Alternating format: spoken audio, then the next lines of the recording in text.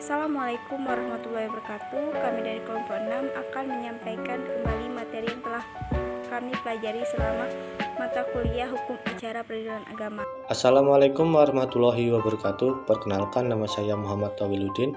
Nomor induk mahasiswa 18201104124 dari kelompok 6. Di sini saya akan menjelaskan materi tentang pengertian dan sejarah hukum acara peradilan agama, asas-asas hukum acara peradilan agama, serta sumber-sumber hukum acara peradilan agama.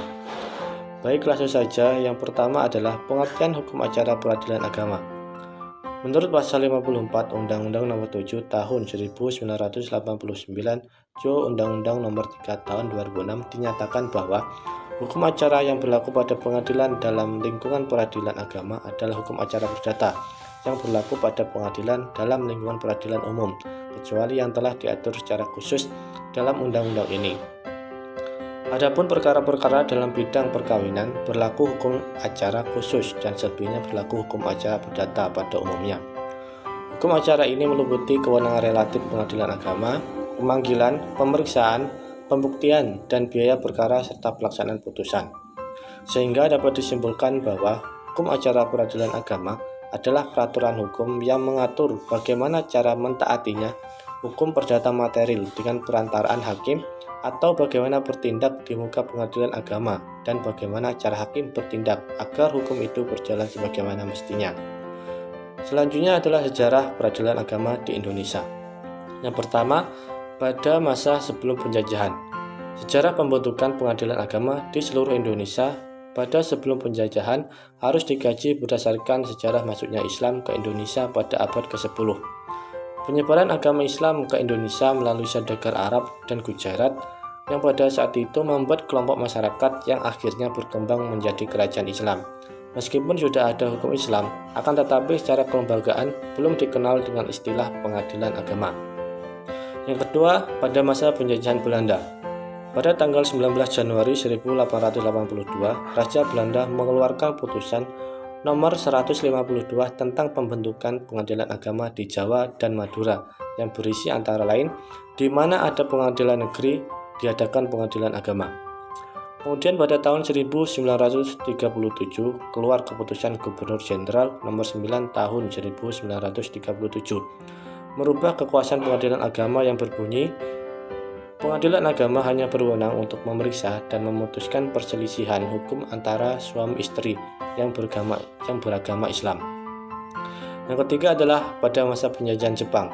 Dalam pasal 3 Undang-Undang Nomor 1 Tahun 1942 menerangkan bahwa semua undang-undang peraturan tetap berlaku selama tidak bertentangan dengan pemerintahan Jepang. Yang keempat adalah pada masa kemerdekaan Republik Indonesia.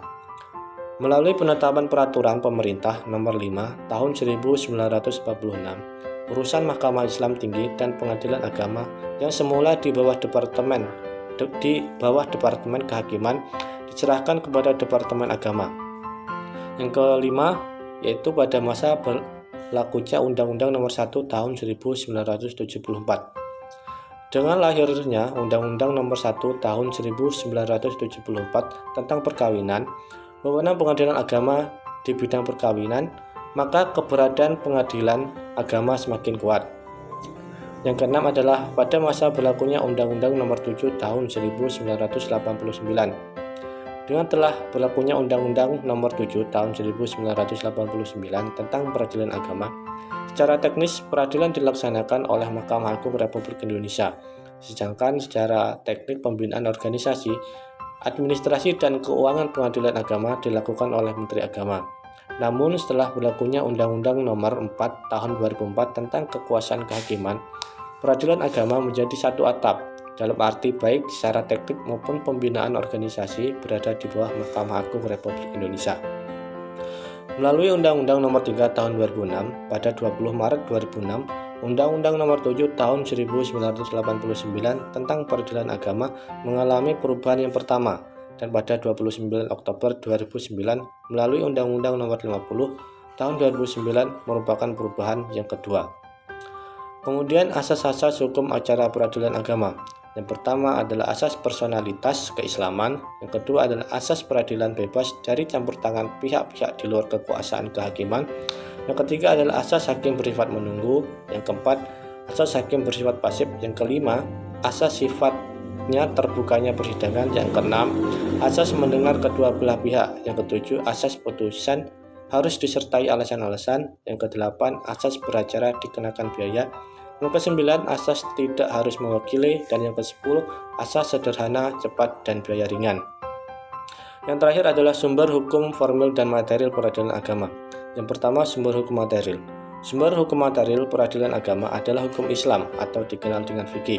Kemudian yang kedua adalah sumber hukum formil. Sumber hukum formil peradilan agama di Indonesia adalah sama dengan yang berlaku di lingkungan peradilan umum, kecuali hal-hal yang telah diatur secara khusus dalam Undang-Undang Nomor 7 Tahun 1989 dan Undang-Undang Nomor 3 Tahun 2006 tentang Peradilan Agama.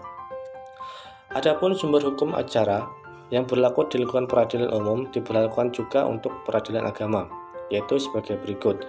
Yang pertama adalah Reglement of the Burgerlich Rechtsconverdering atau BRV. Yang kedua adalah Herzen Indonesia Reglement atau disingkat dengan HIR. Yang ketiga adalah Reglement for the Budgesten atau disebut dengan RBG. Yang keempat adalah Burgerlich Wetboek for Indonesia atau disingkat dengan BW. Yang kelima Wetboek van Koophandel yaitu disingkat dengan WVK. Yang keenam adalah peraturan perundang-undangan. Yang ketujuh jurisprudensi. Yang kedelapan surat edaran Mahkamah Agung Republik Indonesia. Dan yang kesembilan doktrin atau ilmu pengetahuan. Mungkin itu saja yang bisa saya sampaikan. Materi selanjutnya akan disampaikan oleh rekan saya. Kurang lebihnya saya mohon maaf. Saya akhiri. Wassalamualaikum warahmatullahi wabarakatuh. Assalamualaikum warahmatullahi wabarakatuh. Perkenalkan, nama saya Muhammad Arif dari Muamalah 3. NIM 1820104126. Mata kuliah Hukum Acara Peradilan Agama. Baiklah, di sini saya akan menyampaikan materi tentang yang pertama, yaitu tentang perkara-perkara yang menjadi kewenangan peradilan agama atau Mahkamah Syariah di Aceh. Yang pertama yaitu ahwal asyasiyah atau hukum keluarga, yang kedua muamalah atau hukum perdata, yang ketiga yaitu jinayah atau hukum pidana. Yang kedua yaitu perbedaan antara perkara bersifat gugatan dan perkara yang bersifat permohonan dan masing-masing contohnya.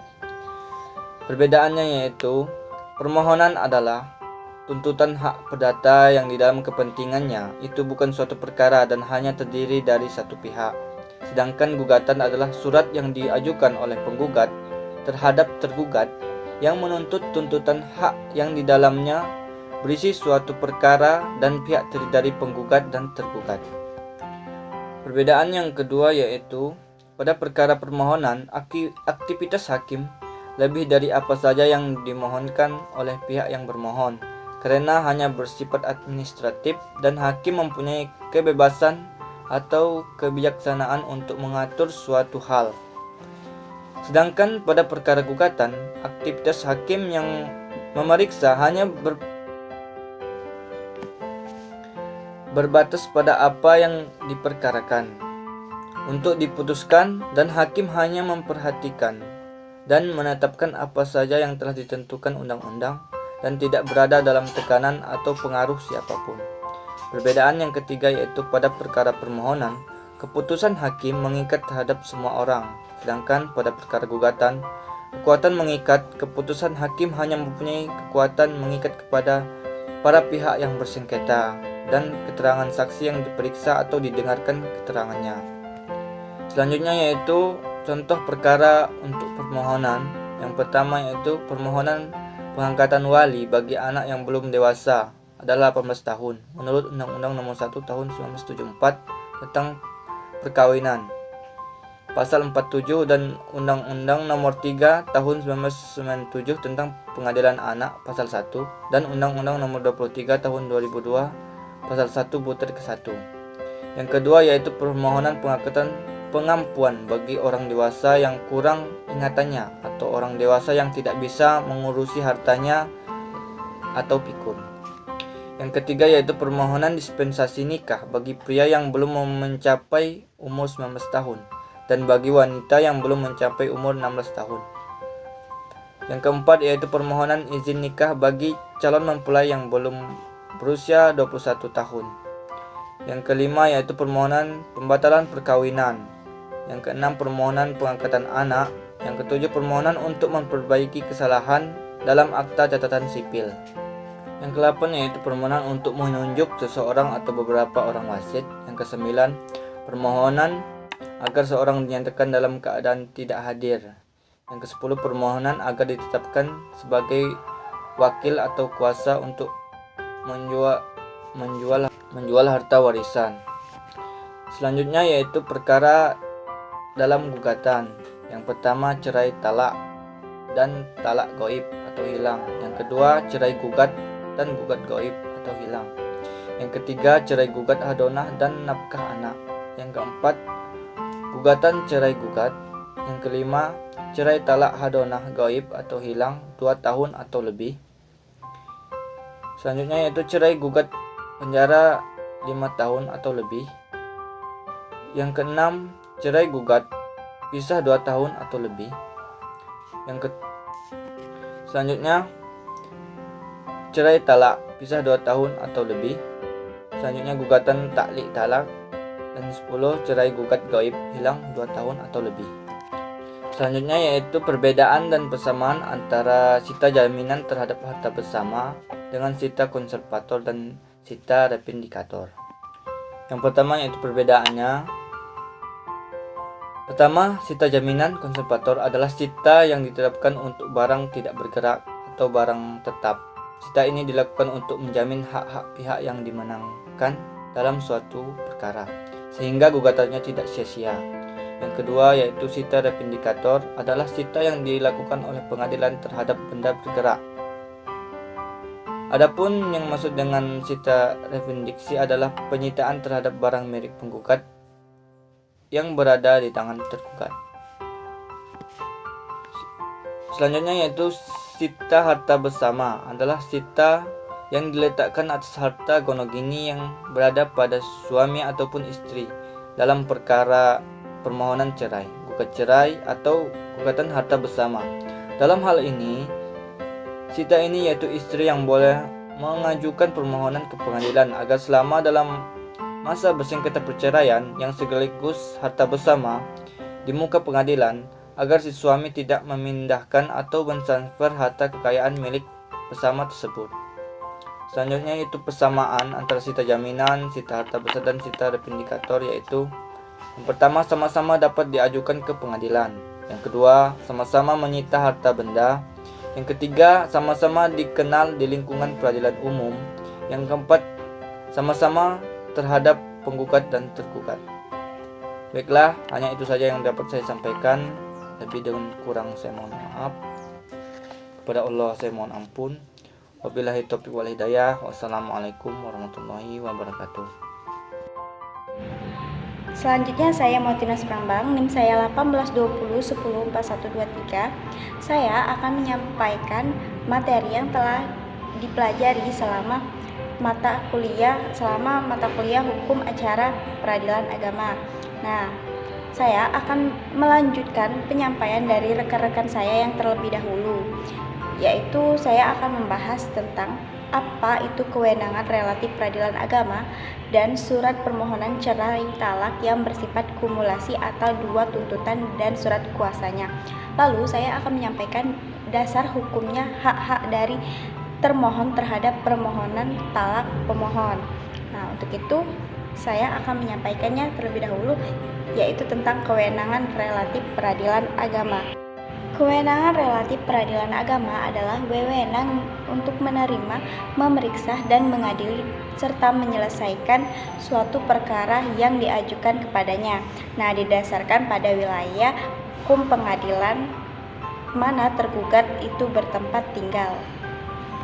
Nah, untuk permohonan cerai talak yang bersifat kumulan atau dua tuntutan itu kita harus menyiapkan dokumen untuk mengajukan gugatan. Nah, Yang pertama itu siapkan surat nikah asli. Yang kedua itu fotokopi surat nikah. Yang ketiga itu fotokopi KTP dari pemohon. Nah, yang keempat itu ada surat kewenangan dari kelurahan.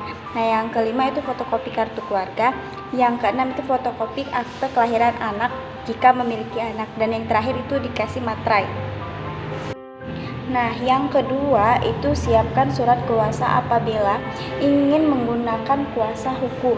Nah, kuasa hukum untuk menggunakan surat permohonan cerai talak ke pengadilan atas nama pemohon. Nah, yang kedua itu sebutkan alasan untuk bercerai atau ingin bercerai, dan sebutkan juga dua tuntutan yang akan digunakan kepada kuasa hukumnya. Nah, selanjutnya itu ada hak-hak termohon terhadap permohonan talak pemohon. Yang pertama, haknya itu adalah menerima mut'ah atau pemberian atau hadiah yang layak dari pemohon bekas suami, baik berupa uang ataupun benda, kecuali bekas istri tersebut qabla al-dukul atau itu belum dicampuri oleh suaminya sendiri. Yang kedua itu hak-hak termohon terhadap permohonan talak pemohon adalah menerima nafkah, makan, tempat tinggal, pakaian dari bekas suaminya tersebut karena atau selama masa iddah, kecuali bekas istri telah dijatuhi talak bain atau nuzuz dan dalam keadaan tidak hamil.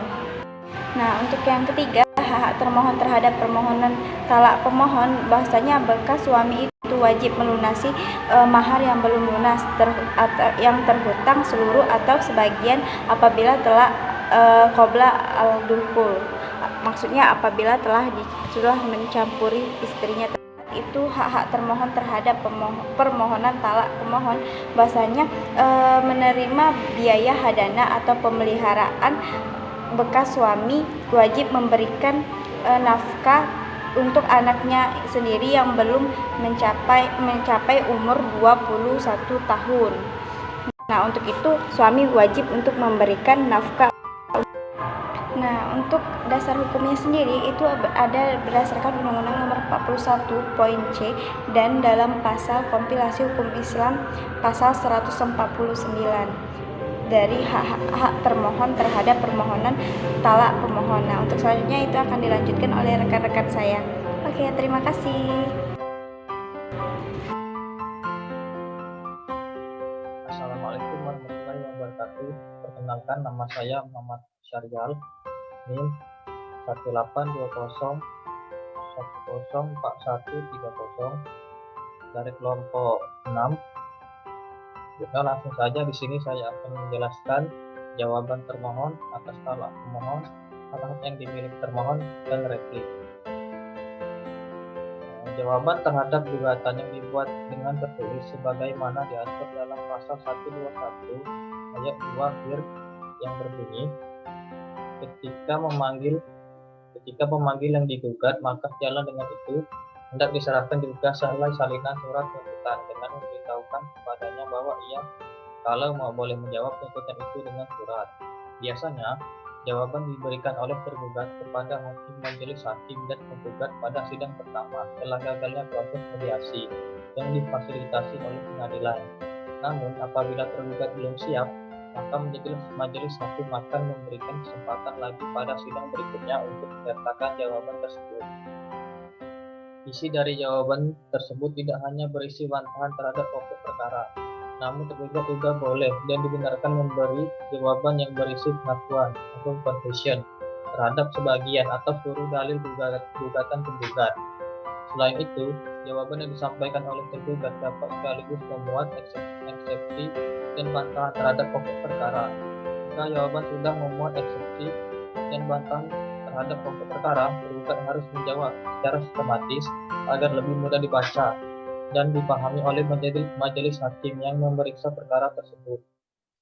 Cara yang dianggap sesuai dengan tuntutan teknis peradilan dalam hal jawaban sekaligus berisi eksepsi dan bantahan terhadap pokok perkara, yaitu yang pertama, mendahulukan eksepsi dan bagian depan dalam jawaban dibuat suatu judul dalam eksepsi yang ditempatkan pada bagian depan mendahului uraian bantahan pokok perkara. Yang kedua, menyusul kemudian uraian bantahan pokok perkara dengan judul dalam pokok perkara. Dan yang ketiga, bagian terakhir berupa kesimpulan yang berisi pernyataan singkat eksepsi dan bantahan pokok perkara. Eksepsi dan bantahan terhadap pokok perkara di dalam konteks hukum acara peradilan agama memiliki makna yang sama, yaitu sebuah tangkisan atau bantahan objection. Namun dalam eksepsi ditunjukkan pada hal-hal yang menyangkut syarat-syarat atau formalitas gugatan, yaitu jika gugatan diajukan mengandung cacat atau pelanggaran formil yang mengakibatkan gugatan tidak sah, yang karenanya gugatan tidak dapat diterima. Dan yang selanjutnya, hak-hak yang dimiliki termohon. Secara teknis, pemeriksaan perkara di sidang pengadilan menjalani proses jawab-menjawab. Ketentuan mengenai jawab-menjawab terdapat dalam pasal 142 FI yang menegaskan para pihak dapat saling menyampaikan surat jawaban serta replik dan duplik. Dan hak-hak yang dimiliki termohon antara lain: yang pertama, hak termohon berhak mengajukan jawaban menurut pasal 121 ayat 2 suruh sita menyampaikan surat panggilan sidang. Dalam surat itu harus tercantum penegasan memberi hak kepada termohon untuk mengajukan jawaban secara tertulis, dan biasanya jawaban disampaikan pada sidang pertama. Berdasarkan hak ini, jawaban tergugat menyusun jawaban yang berisi tanggapan menyeluruh terhadap gugatan. Jawaban yang seperti itu dalam praktik disebut jawaban pertama. Yang kedua, hak termohon mengajukan duplik. Duplik diartikan sebagai jawaban kedua oleh termohon. Duplik adalah jawaban balik terhadap replik pemohon. Hal tersebut ditegaskan oleh pasal 142 Reglement of the Respondery atau RT yang memberi hak kepada pemohon mengajukan replik atau jawaban termohon, dan selanjutnya memberikan hak kepada termohon mengajukan duplik terhadap replik pemohon. Dan yang terakhir ada replik. Replik sendiri yaitu adalah jawaban penggugat dalam hal baik tertulis maupun juga lisan terhadap jawaban tergugat atas gugatannya. Replik diajukan oleh penggugat untuk meneguhkan gugatannya tersebut dengan cara memaparkan berbagai alasan dalam penolakan yang dikemukakan tergugat di dalam jawaban. Replik sendiri lanjutan dari suatu pemeriksaan dalam perkara perdata di dalam pengadilan negeri setelah tergugat mengajukan jawabannya. Replik ini berasal dari dua kata, yaitu re yang artinya kembali dan plik yang artinya menjawab. Jadi dapat kita simpulkan bahwa replik berarti kembali menjawab. Baiklah, mungkin itu saja yang dapat saya sampaikan. Sekian, wassalamualaikum warahmatullahi wabarakatuh. Assalamualaikum warahmatullahi wabarakatuh. Perkenalkan, nama saya Muhammad Rizky Mulyani, NIM 182104129 dari kelas Muamalah 3 Ruangan 18. Langsung saja kita dengan jawaban apa yang dimaksud dengan duplik. Sebelum itu, duplik ini hubungannya erat sama replik. Replik yaitu jawaban penggugat baik tertulis maupun lisan terhadap jawaban tergugat atas gugatannya, sedangkan duplik itu diajukan tergugat untuk meneguhkan jawabannya yang lazimnya berisi penolakan terhadap gugatan penggugat. Apabila acara jawab menjawab antara penggugat dan tergugat sudah cukup, di mana duduk perkara perdata yang diperiksa sudah jelas semuanya, terhadap pemeriksaan selanjutnya adalah pembuktian. Alat bukti apa saja yang dapat diajukan pemohon dan termohon guna menguatkan dalil permohonannya, dan bantahan apa saja syarat formil dan material dan alat bukti tersebut. Buat kesimpulan dari termohon dan pemohon. Macam-macam alat bukti yang dapat diajukan permohon dan termohon yaitu adalah surat atau tulisan, keterangan saksi, keterangan ahli, keterangan para pihak, petunjuk, dan alat bukti berupa informasi yang diucapkan, dikirimkan, diterima atau disimpulkan secara elektronik dengan alat optik atau yang serupa dengan itu. Agar bukti itu sah. Alat bukti harus memenuhi syarat formil dan material. Syarat formil yaitu dibuat atau ditulis dengan tangan sendiri oleh penanda tangan dan memuat tanda tangan pembuat. Syarat material yaitu memuat pengakuan utang atau penyerahan barang dan jumlah tertentu atau barang tersebut. Demikianlah yang bisa saya sampaikan. Lebih dan kurang saya mohon maaf. Kepada Allah saya mohon ampun. Usikum wa nafsi bittaqwallah wallahu maafi ila yaumit thoriq. Wassalamualaikum warahmatullahi wabarakatuh.